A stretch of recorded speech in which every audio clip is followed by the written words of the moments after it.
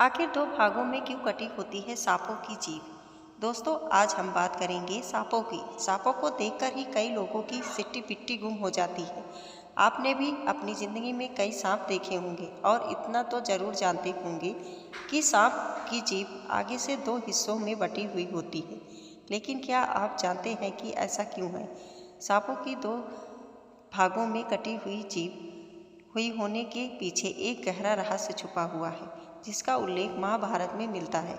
महर्षि वेद व्यास द्वारा लिखी गई महाभारत में सांपों की जीभ से जुड़ी एक बहुत ही रोचक कथा है। महाभारत के अनुसार महर्षि कश्यप की 13 पत्नियां थीं। इनमें से कद्रु भी एक थी। सभी नाग कद्रु की ही संतान है। वहीं महर्षि कश्यप की एक अन्य पत्नी का नाम विंता था, जिसके पुत्र पक्षीराज गरुड़ हैं। एक बार महर्षि कश्यप की दोनों पत्नियां कद्रु और विंता ने एक सफ़ेद घोड़ा देखा। उसे देखकर कद्रु ने कहा कि इस घोड़े की पूंछ काली है और विंता ने कहा कि नहीं, सफ़ेद है। इस बात पर दोनों में शर्त लग गई। तब कद्रु ने अपने नाग पुत्रों से कहा कि वो अपना आकार छोटा करके घोड़े की पूंछ से लिपट जाएं, ताकि घोड़े की पूंछ काली नजर आए और वह शर्त जीत जाए। उस समय कुछ नाग पुत्रों ने ऐसा करने से मना कर दिया।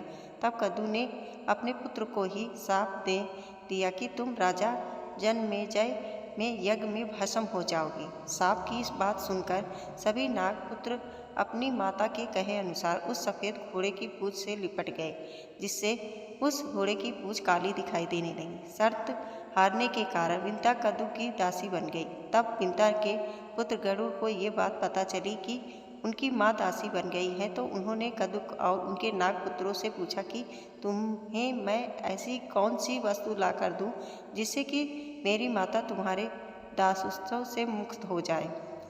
तब नागपुत्रों ने कहा कि तुम हमें स्वर्ग से अमृत ला कर दोगे तो तुम्हारी माता हमारी माता के दासत्व से मुक्त हो जाएंगे। नागपुत्रों के कहने पर गरुड़ स्वर्ग से अमृत कलश ले आए और उसे कुसा एक प्रकार की धारदार घास पर रख दिया। उन्होंने सभी नाग से कहा कि अमृत पीने से पहले सभी स्नान करके आएं। गरुड़ के कहने पर सभी नाग स्नान करने चले गए, लेकिन इसी बीच देवराज इंद्र वहां आ गए। अमृत कलश लेकर वापस स्वर्ग चले गए।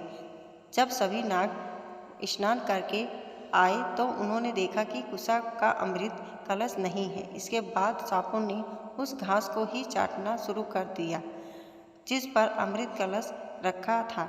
उन्हें लगा कि इस तरह जगह पर अमृत का थोड़ा अंश जरूर गिरा होगा। ऐसा करने से उन्हें अमृत ही प्राप्ति तो नहीं हुई, लेकिन घास की वजह ही उनकी जीभ के दो टुकड़े हो गए। दोस्तों, वीडियो पसंद अच्छी लगी हो तो लाइक और कमेंट करें। हमारे वीडियो को देखने के लिए आपका बहुत बहुत धन्यवाद।